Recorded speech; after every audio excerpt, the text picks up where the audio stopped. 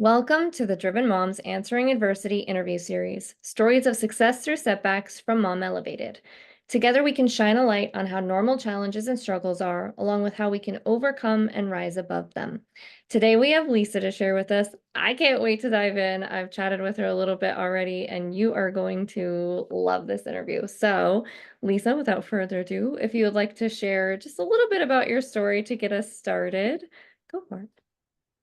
Yes, thank you for having me. I'm excited to be here and share my story with you. Kind of a brief overview. I did start out kind of very humble beginnings, I guess you would say. I did a lot of manual work in factories, and I waitressed for a while when I was younger, and then realized I needed to make a change and do something different. I was a single mother at the time and wanted to, obviously push myself forward. So over the years, I had some really great mentors, great relationships. I educated myself, went back to school and, got my degrees, got my bachelor's, got my undergrad, got my master's, and really had a great success story in corporate. So I, did lots of, interacting, lots of presenting. I was really feeling like it was in my zone. So what I did was pushed till about 2016. And then that's when I had kind of a screeching halt moment. That was when I was in a business meeting and I developed some bumps on my head and I wasn't sure what they were. I was kind of freaking out. I left, obviously not knowing what they were, and I went and I got a CAT scan that same day. And it turned out to be nothing, thankfully, but it was a wake up call to the pace that I had been going. And so it was a very difficult period of time just to heal, learn how to redefine success for myself, to make sure I was on top of things as a mother, as a partner.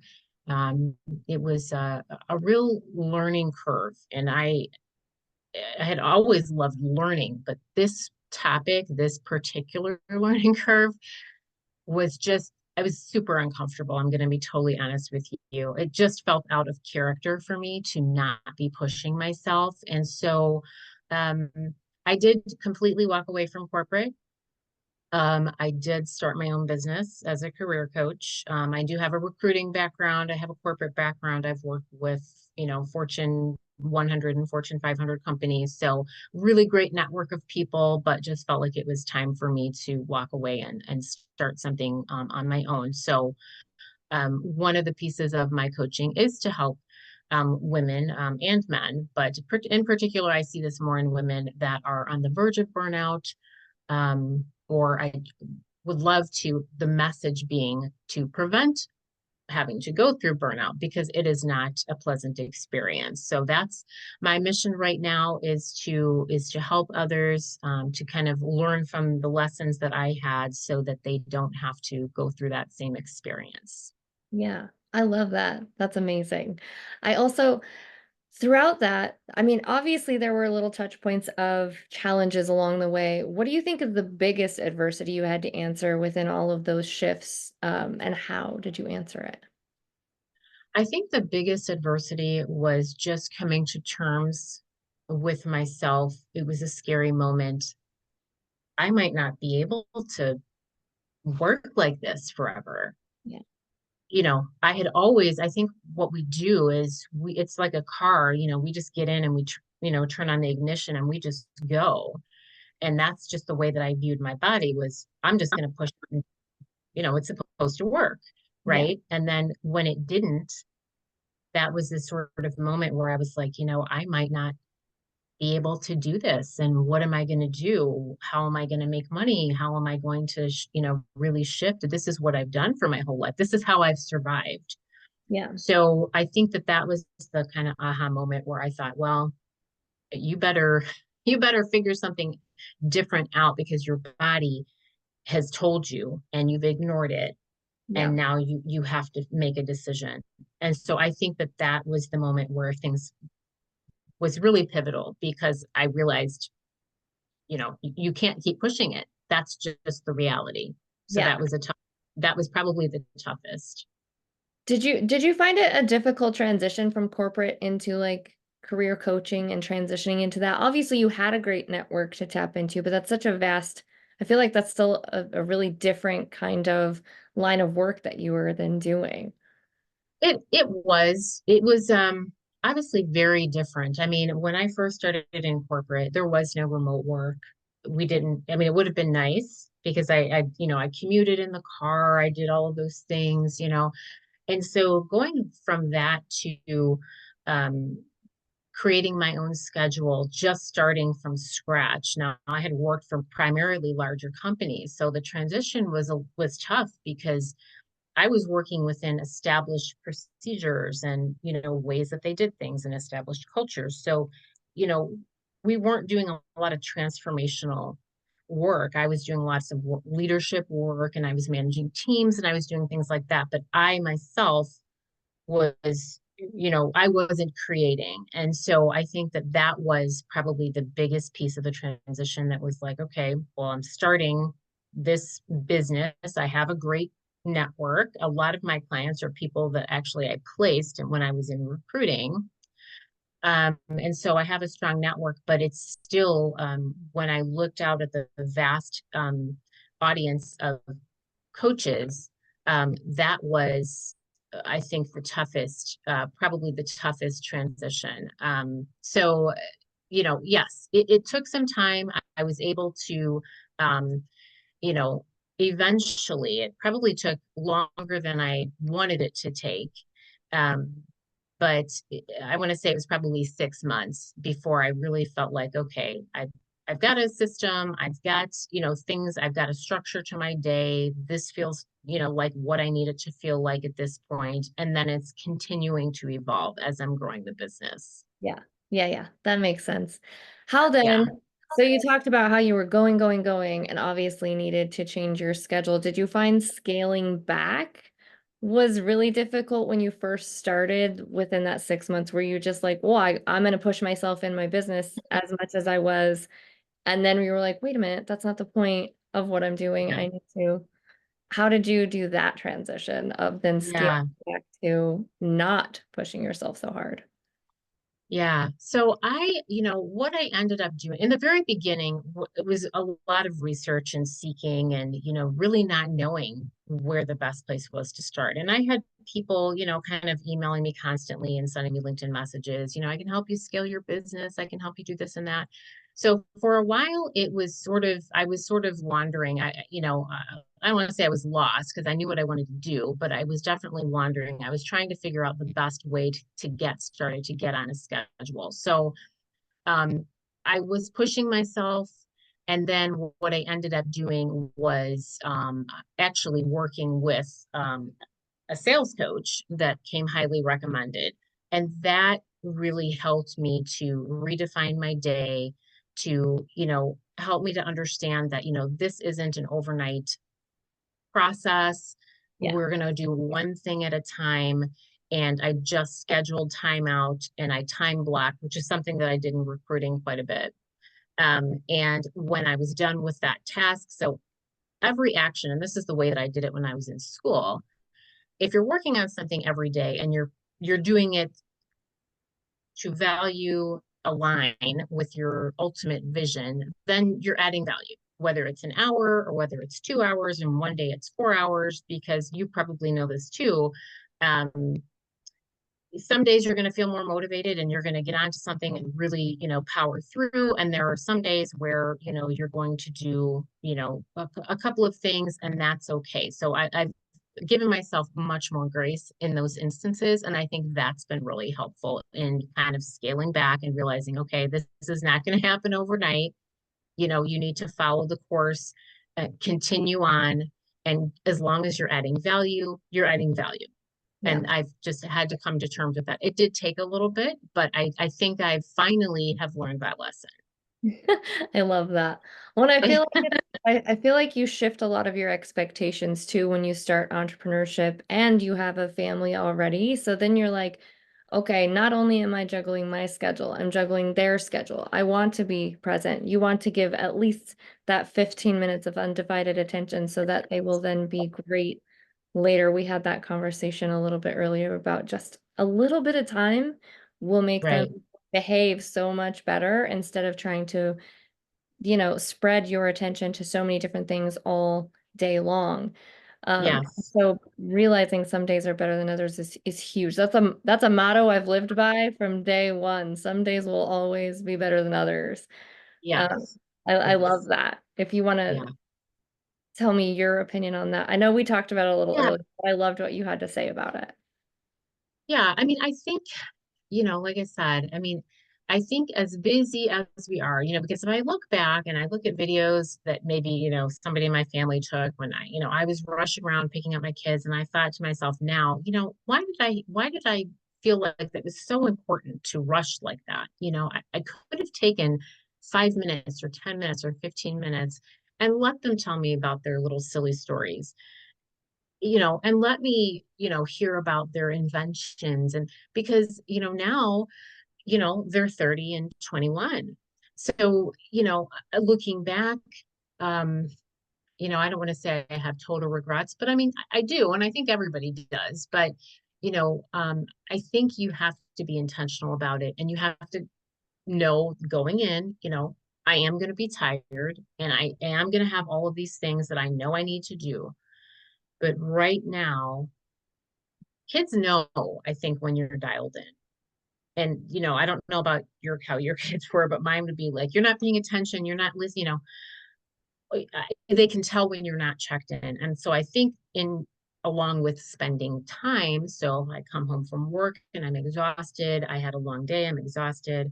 You take that 15 minutes, and not only do you stop and spend time with them, but you check in mentally so they know you're engaged, because they can tell when you're not. Kids are smart like that. They can, they look at they almost like, I don't want to say they stalk you, but they look at your facial expressions. They know your mannerisms. They know if you're upset. They know if you're distracted. So I think it adds so much value, and they're going to remember that. And that piece of the relationship. And then, like was telling you earlier, it makes things go so much. And then they feel like, I've had some time with my mom. We've done these things. Even if it's nothing, it doesn't mean spending money or anything like that. It's just, my daughter's one of her favorite things to talk about was, what was your dream bedroom, or what would that look like? What would the colors be? Or what would your dream vacation be? And you have to let them really, you have to indulge that, and you have to support that and let them kind of be themselves for a little bit. And then your stuff's going to be waiting. Yep. That part is, whether your kids are younger, older, or in between, your to-do list is Always. never going to Yeah. end. So I think it's important to look at that as a real, there is a meme out there that children spell love Time. And I couldn't agree with that more. That is exactly true. They don't care about things as much as people think they do. They want your time and attention. Yep. I love that. And I agree 100%. And I gave my kids a phrase to use with me if I do get checked out, because I mean, we're human. It's going to happen, and you're going to get on that roller coaster where you're just going, going, going. So I gave them a little thing to say to me. So they said they'll get me out of my own head and say, Mom, what's more important? What did you say is more important? I'm like, you're right. You are more important. Yep, you're right. Let me put this aside for a second. So I let my kids call me out, because otherwise I do. And then I get irritable because I'm being interrupted. But really, I'm just, I'm just in my own head on what needs to be happening. But in the Right. grand scheme, that 5 minutes is not going to make or break my day or what is happening. So I think that's so vital. What what then, on kind of a similar line, what do you think it is about entrepreneurs that makes us continue when it gets challenging, when we get called out on things, when times get tough, when we're like, nope, we're gonna keep going on this because we will 6 months later be successful, or when you Right. know that Yeah. timeline is there. So I think the way that I look at it, the way that I've looked at most of the when I've tried to achieve things, whether it's school or at work, or whatever, I'm always looking back first at the foundational reasons of why I'm doing what I'm doing. Why did I decide to do this? Right. I know I want to I'm a very practical person. And you'll see that if you go to my website, we talk about practical, authentic coaching because we live in the real world. It's going to take time. It's going to take energy and effort. And sometimes I'm a very disciplined person. So I think what I try to do is I try not to rely on my feelings a whole lot. When it comes to, dedication to working on my business. So feelings tell you how you feel. They don't always tell you the truth. And so I feel like, if I wake up and I feel like, I should have more clients, I start doubting it. I start feeling, why should I keep going with this? I think, okay, well, let's go back to the foundation. There has to be a measuring tool in place and if you need to go back and pivot and change it, great. But when you have those, it's just a feeling. I'm feeling discouraged. I don't know that I want to keep going. I know what I have to do to get to the final goal. And if I continue to just at least work on it a little bit every time, I know I'm going to get there. Some days I'm going to feel super motivated and great about it. Other days, coaches are everywhere. This is one of the first things that I noticed when I became a coach was everybody that I knew a coach of some kind, right?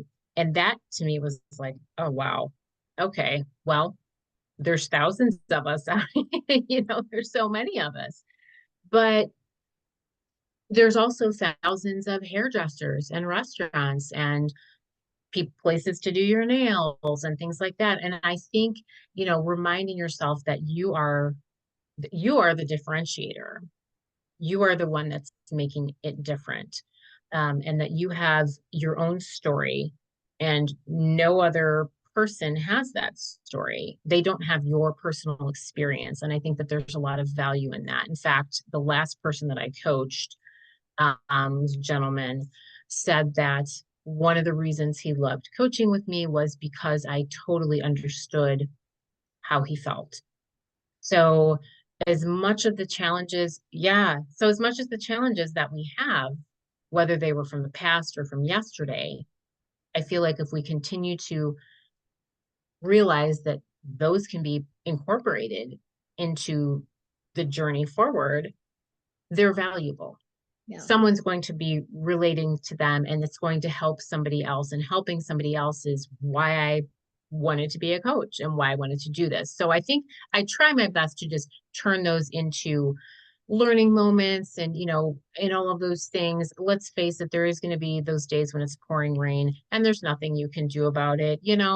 But I think as long as you keep going back and telling yourself, this was the vision and I knew that I'm in this for the long haul and it's going to ebb and flow just like everybody else. Getting support from, your network, from other people is really helpful so that you know that you're not the only one experiencing that. Has kind of kept me on the level, kept me going. Yeah, I love that. I think that's so true. And one of my words of the year was perspective at one point in time for that very reason. It's really nice to have those moments of reflection to be able to pinpoint and say, this is where I started. This is where I am. This is why I'm doing this. And it's okay Right, that this is where I'm at.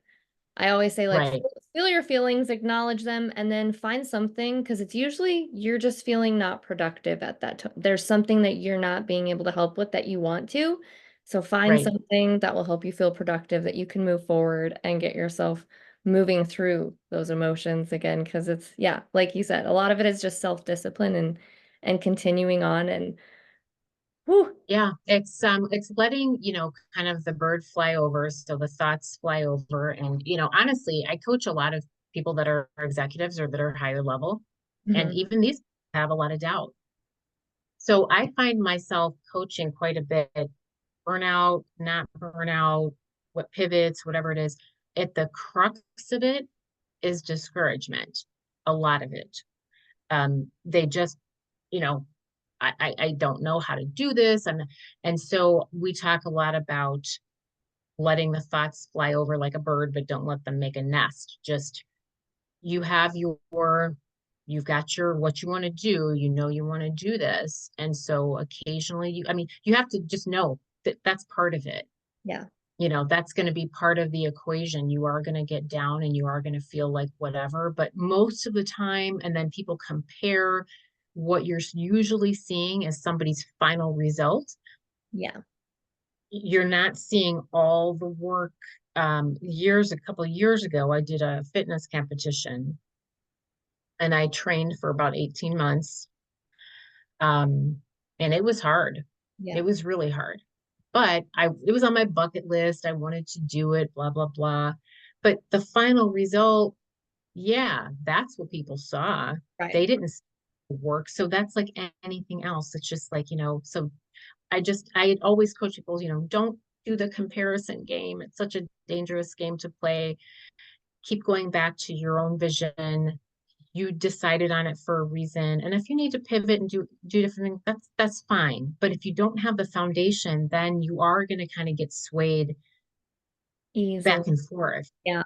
Well, yeah, because then someone will say, well, I wouldn't do that, or I would do that. And then you think, well, geez, maybe that was a mistake, or maybe so I think there is a lot of very good, hardworking people out there that need to remind themselves that they're doing just fine.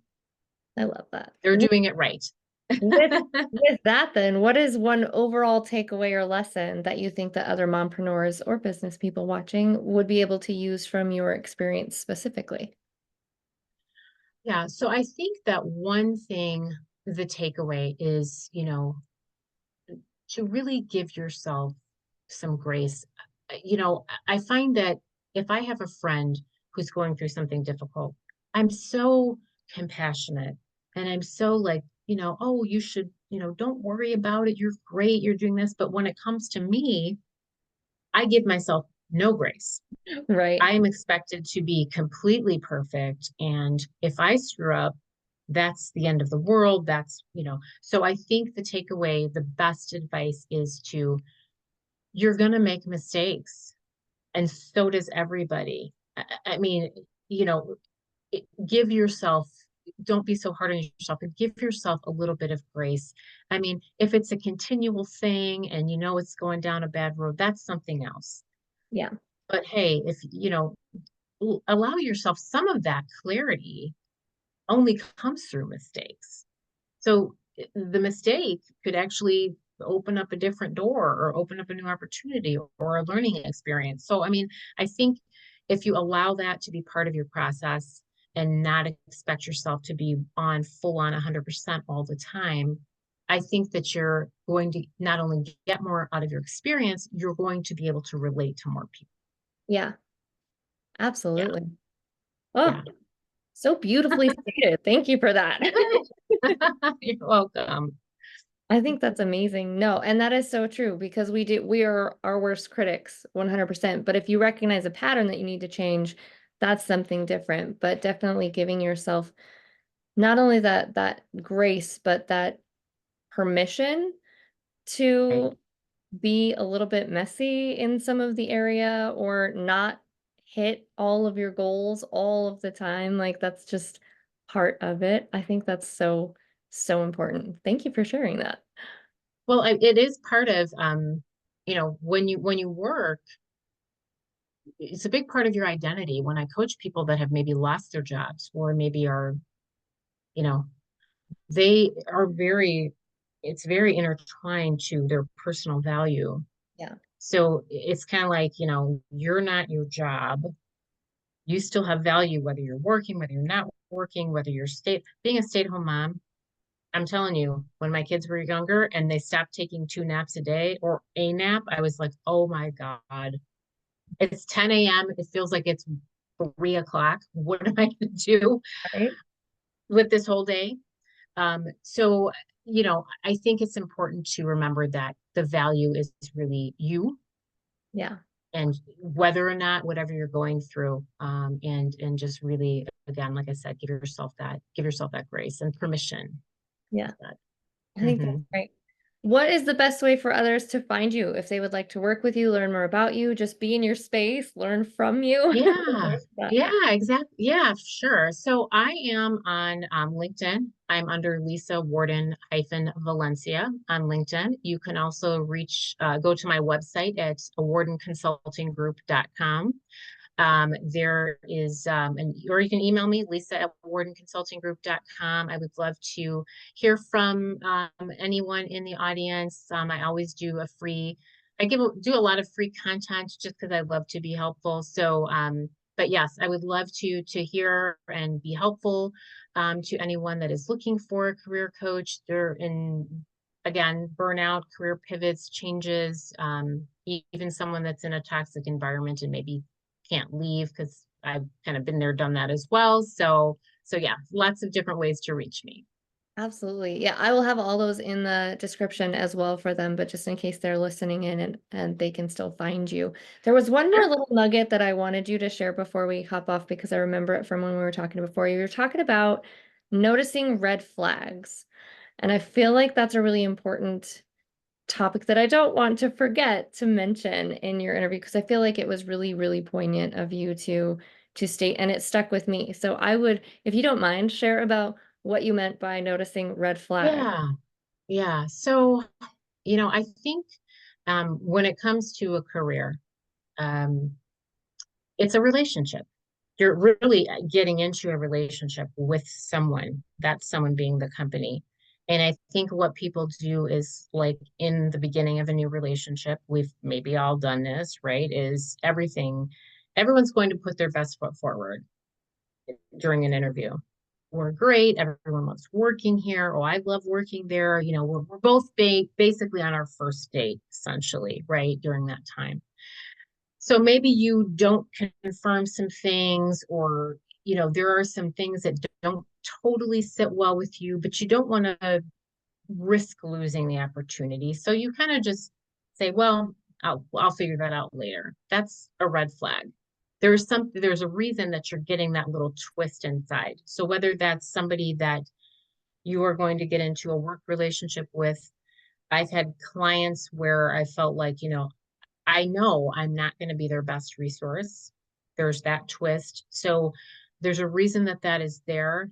And the reason that I know is because I have ignored it, and it has turned out to be not a good situation.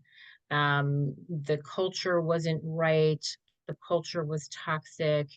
The company wasn't doing well. You know, any number of, you have to remember that when you are going to do business with someone, you're going to exchange a service for money, or you're going to work somewhere and get a paycheck. You're now in a relationship, and it might feel like it's just transactional, but at the end of the day, you're still working with human beings. So there's always going to be an emotional element to everything. So I think that part is important from a career perspective. And then just from a personal perspective, I know for me, I'd be working, I'd be studying, I'd be doing my thing, and I'd get pains in my back, or I'd feel like, I'm starving. And then okay, nope, push ahead, push ahead, push ahead. Well, now I have some disc issues in my neck. I had chronic pain for a long time. I think it seems so trivial. And if you would have told me this back then, I probably would have been like, oh, what's 5 minutes going to do? It's not a big deal, but it is a big deal. You are working most of your life. And so, yes, taking 5 minutes to 5, 10 minutes to breathe, to walk outside, to stretch, to get away from just your desk, to interact with your children or your pets or your husband or whatever. Doing something that's completely has no goal. There's no, I've got to do this. There's no pressure. Those things need to be a part of your day.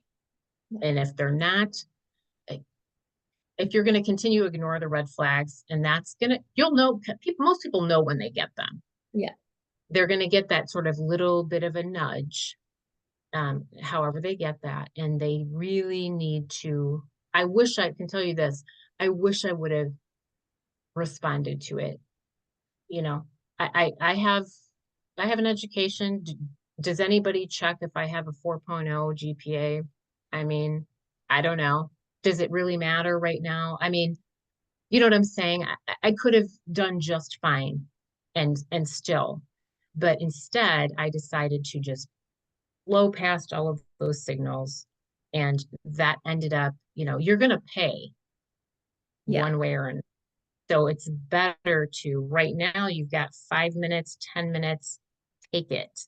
Because if you don't, you will have to take it later. It won't be a choice. Yeah. So that is, yes, my kind of takeaway on the red flags. Thank you. Thank you for sharing that. I feel like it ties really nicely into the give yourself grace or permission, or to listen to those little voices that are telling you need to take a break for a minute. It's okay. That those 5 minutes are not going to impact the entirety of your day. Those tasks are still going to be there. I mean, I look at the end of my day where I wanted to be, and I'm like, really, it didn't impact tomorrow any less or any more than if I would have missed one or two things. Right. So it's keeping that in perspective and giving yourself that grace and permission to really listen to those red flags. But thank you. I appreciate that because that was a really big, it hit me when we first talked about it. So I really felt like it was a big, impactful statement. Of course. So thank you so much for joining us today. I feel like I got a lot out of it. So Oh, thank you. good. I'm glad. Well, Yeah. thank you for having me. It was a pleasure being here. I hope that we can interact again, and I will definitely continue to check out your information on LinkedIn and on your podcasts and on your page, and I hope you'll do the same. So, would love to hear from you again. Yes, absolutely, 100%. And as I always say, your story is inspirational, and your willingness to be open about it is not only appreciated, but very much needed in this space. I wouldn't have touched back on the red flags if I didn't think it was needed. For those of you out there facing your own adversity, know that you're not alone. That's why we're doing what we're doing, so that you know you're not alone. You have these stories to tap into, you have these resources to tap into. Please find Lisa and be in her space. When you need an extra hand or mind for brainstorming during your mompreneur journey, we would also love to work with you through the Mom Elevated Society. We just added Gift Yourself Grace to it, so that part of the program is actually now included in the society. You'll find monthly check-ins for goal setting and assessing, and so much more for both your business and your mom life. And until next time, keep shooting for the stars.